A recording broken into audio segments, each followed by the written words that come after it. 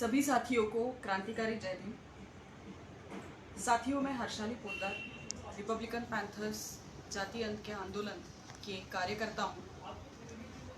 आज आपके सामने लाइव आने की वजह यह है कि आज दोपहर को 2:30 बजे के अराउंड आज मेरी अरेस्टिंग हो गई थी और एक तरीके से बहुत ही नाट्यपूर्ण तरीके से मुंबई पुलिस ने माता रमाई पुलिस स्टेशन से बहुत सारे पुलिस आके सीएसटी में हम एक जगह पे खाने के लिए बैठे थे।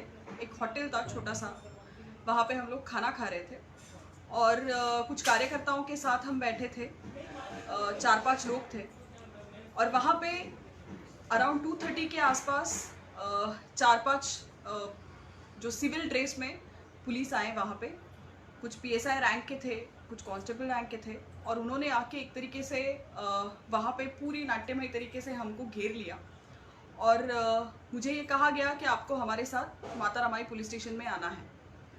हमने उनको वजह पूछी कि क्यों लेके जाना चाह रहे हो, आपके पास समन्स है, आपके पास क्या है? तो उनके पास कुछ नहीं था हाथ में।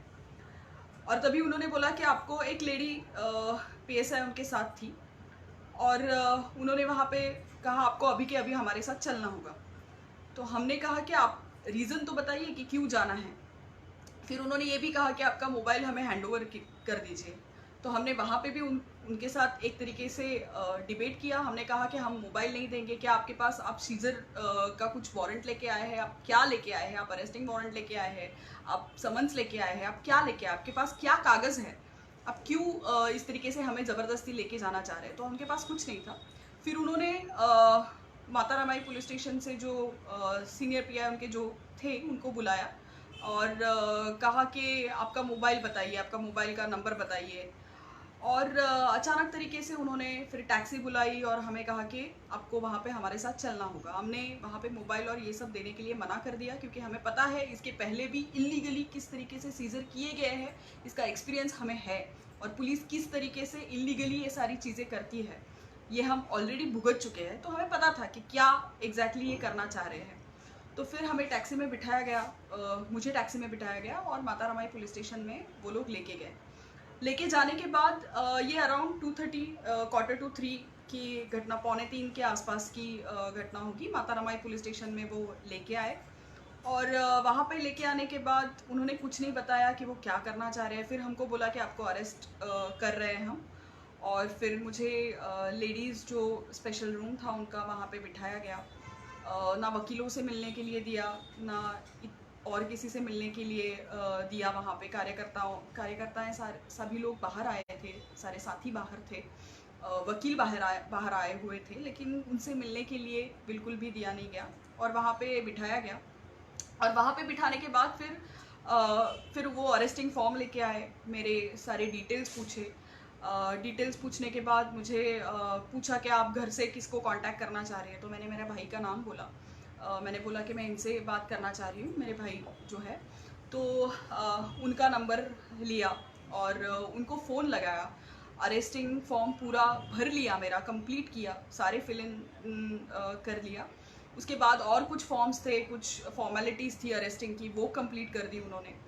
और भाई को फ़ोन लगाया, वो लेडी को जो पीएसआई थी वहाँ पे, उन्होंने फ़ोन लगाया भाई को और कहा कि आपके बहन को हमने अरेस्ट कर लिया है, आपको इन्फॉर्मेशन देने के लिए हमने फ़ोन किया है और उनको कल कोर्ट में पेश किया जाएगा। जो बैलेट का मेट्रोपॉलिटन कोर्ट है वहाँ पे उनको कोर्ट नंबर 38 में पेश किया जाएगा। और फिर मुझे ये भी कहा कि आपका जो फेसबुक पोस्ट का केस है उसमें आपको अरेस्ट किया गया है। ये अरेस्टिंग करने तक उन्होंने नहीं बोला था, जब भी पुलिस स्टेशन में लेके जाने तक कुछ नहीं बोला था। फिर सीनियर जो इन्वेस्टिगेशन ऑफिसर है उन्होंने मुझे बुलाकर कहा कि आपको अरेस्ट कर रहे हैं हम और आपको कल 38 नंबर कोर्ट में लेके जाएंगे और आज आपको कस्टडी में रहना है यहाँ पे। तो मेरे भाई को भी ये इन्फॉर्म कर दिया। जो वकील वहाँ पे आए थे, मेरे एडवोकेट जो थे, उनको भी उन्होंने इन्फॉर्म कर दिया कि आज इनका कस्टडी है और हम लोग कल कोर्ट में इनको लेके आएंगे।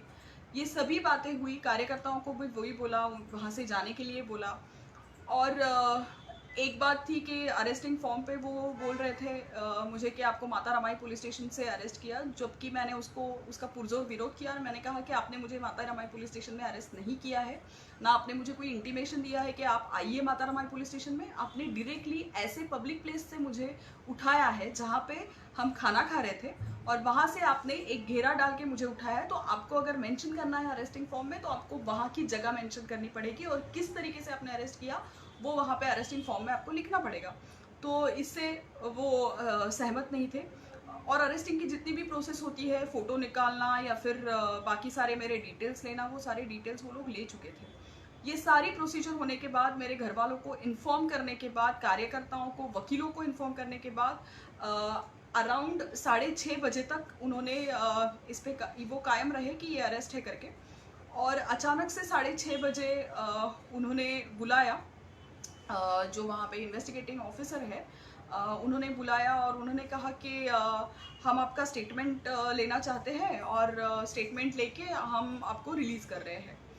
तो हमने वही कहा कि आपने तो थोड़ी देर पहले अरेस्टिंग बोला है और किस वजह से, मतलब इस तरीके से आपने सबके पब्लिक प्लेस में हमको अरेस्ट किया है, अपने वकीलों को बोला है, अपने हमारे घर पे इन्फॉर्म किया है कि इनको अरेस्ट कर रहे हैं, कल 38 नंबर कोर्ट में बैलेट पियर के मेट्रोपॉलिटन कोर्ट में पेश कर रही है, ये सब आपने बोला और अभी आप बोल रहे कि रिलीज़ कर रहे हैं। तो ये क्या था? इस तरीके से नाट्यमय तरीके से ड्रामेटिकली ये सब माहौल क्यों खड़ा किया गया और क्यों इस तरीके से ये सारा सिचुएशन क्रिएट किया गया, ये मुझे लगता है कि पुलिस ही बता पाएगी। मुंबई पुलिस ने और माता रमाई पुलिस स्टेशन के लोगों ने जो वहाँ पे आए थे, तो मुझे लगता है कि वो ही बता पाएंगे कि ये क्या था। मैं तो बता नहीं पाऊँगी कि ये सारा इंसिडेंट उन्होंने क्यों इस तरीके से किया।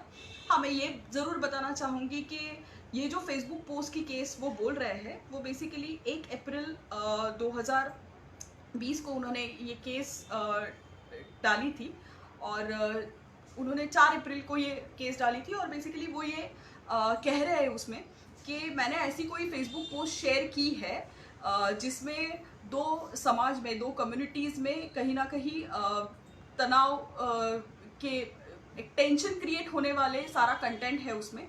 उनका कहना है कि वो पोस्ट जो है, मतलब एफआईआर में जो लिखा है उन्होंने, तो उनका कहना है कि वो पोस्ट जो है वो मरकज़ के बारे में है, तबलीगी के बारे में है और कोरोना के लॉकडाउन के बारे में है और उसमें मैं ब्राह्मणों को टारगेट कर रही हूँ और मुस्लिमों को अपील कर रही हूँ कि ब्राह्मणों के खिलाफ कुछ करिए। इस तरीके का कंटेंट उन्होंने वो एफआईआर में लिखा है।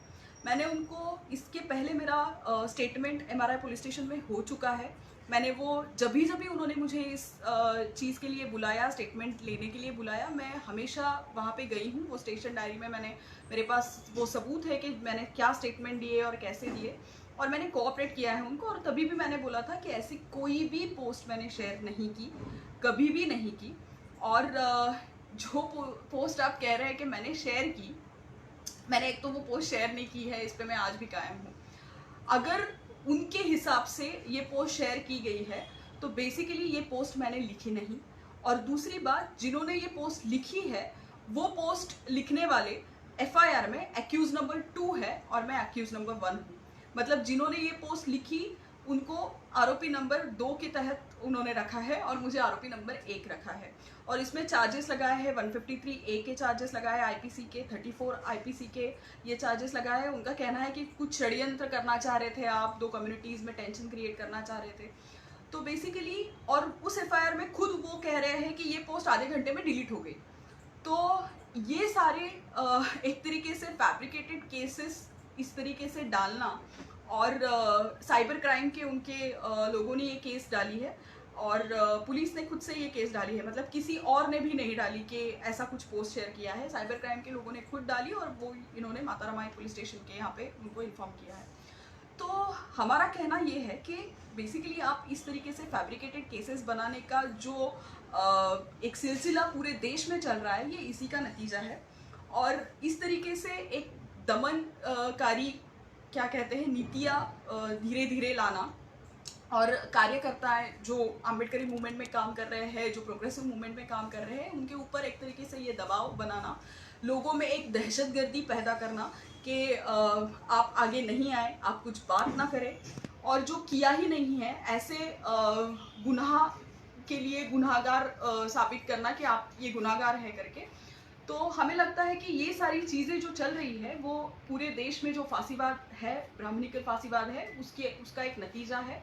और दूसरी बात ये भी है इसमें कि जैसे हम आप जानते हैं कि हम 30 तारीख को यलगार परिषद लेने वाले हैं और हमने वो ऑलरेडी अनाउंस कर दिया है कि इस पूरे ब्राह्मणवादी ताकतों के खिलाफ, पूंजीवादी ताकतों के खिलाफ हम यलगार परिषद लेंगे।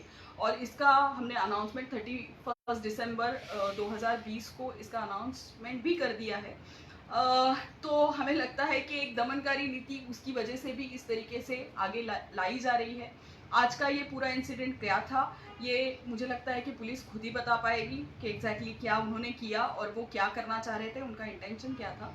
दूसरी बात एक छोटी सी मैं इसमें ऐड यही करना चाहूँगी कि जितने उनकी जितनी ताकत हम जैसे कार्यकर्ताओं पे केसेस लगाने के लिए वो लोग कर रहे हैं, उतनी ही ताकत अगर वो ब्राह्मणवादी ताकतों के मतलब हमारे ऊपर तो झूठे केसेस लगा रहे हैं, लेकिन जो ब्राह्मणवादी ताकतों के लोग हैं जो फेसबुक पे खुलेआम व्हाट्सएप पे हेट्रेड मैसेज डाल रहे हैं, संभाजी भिड़े, मिलिंद एकबोटे, इन जैसे लोगों के जो समर्थक हैं, इनके सपोर्टर्स हैं, उन्होंने भीमा कोरेगांव का वायलेंस करते समय जो फेसबुक पोस्ट शेयर किए थे, उसके एक भी फेसबुक पोस्ट के ऊपर आज तक कोई भी कार्रवाई की नहीं गई, ना उसके ऊपर रजिस्टर कोई भी एफआईआर रजिस्टर की गई खुद से। तो पुलिस जितने झूठे केसेस डालने में, हमारे कार्यकर्ताओं पे झूठे केसेस डालने में जितने तत्पर है, जितने एक्टिव है, उतना ही क्या कहते हैं, एक तरीके से वो भिड़े और एकबोटे को टारगेट करने के लिए या फिर उनके लोगों को, उनके सोशल मीडिया में डाले जाने वाले हेट्रेड मैसेजेस को किसी भी तरीके से एक तरीके से वो क्या कहते हैं, उस पर कार्रवाई नहीं करना चाहते या फिर एक्शन नहीं लेना चाहते। हमने खुद अगस्त 2018 में ऐसे ही भिड़े और एकबोटे के लोग जो शिव प्रतिष्ठान हिंदुस्तान के हो या फिर समस्त हिंदू आघाड़ी के हो या फिर टेररिस्ट ब्राह्मणिकल हिंदुत्व ऑर्गेनाइजेशंस जो है, उनके सारे लोगों के फेसबुक प्रोफाइल्स हम लोग ने देवनार पुलिस स्टेशन में और साइबर क्राइम में मैंने खुद उसके बारे में कंप्लेंट की है। आज तक उस एक भी कंप्लेंट पे पुलिस ने कोई भी कार्रवाई नहीं की है और ऐसे झूठे केसेस डाल के हम लोगों पे एक तरीके से ये दमन लादा जा रहा है। पुलिस चाहती होगी, सरकार सोच रही होगी कि इस सबके खिलाफ हमारे खिलाफ ऐसे केसेस डाल के वो हमारे आवाज़ चुप कर पाएगी, हमें शांत कर पाएगी, तो ये नहीं होगा। 30 जनवरी को 2021 को जो यलगार परिषद हो रही है वो होगी। उसके लिए हम उतनी ताकत से मेहनत करेंगे, उतने ही ताकत से लोगों में जाएंगे और आप कितना भी दमन लाए, हम उस दमन को भीख नहीं डालने वाले। और एक तरीके से डॉक्टर बाबा साहेब अम्बेडकर, ज्योतिबा फुले, सावित्री फुले, भगत सिंह और अन्ना भाऊ साठे, इन सबके विचारधारा को लेके आज हमारे जो साथी इन विचारधाराओं पे चलते चलते आज जेल में गए हैं, तो इन सबके ही एक तरीके से उनके ही रास्ते पे हम भी एक ये जो आंदोलन है वो आगे लेके जाने की जिद्दोजहद पूरे ताकत के साथ करेंगे। इतना ही बोलना चाहती हूँ और आपके सामने आने की वजह यही थी कि ये पूरा जो एक तरीके से उन्होंने इंसिडेंट खड़ा किया, फैब्रिकेशन किया या फिर आज जो अरेस्ट का ये सारा नाट्य पूरा रचा है, तो उसके जवाब और वो उन्होंने क्यों रिलीज़ किया अचानक से अरेस्ट की प्रोसीजर कंप्लीट करने के बाद, इसके सारे जवाब मुझे लगता है कि वही पुलिस ही दे सकती है।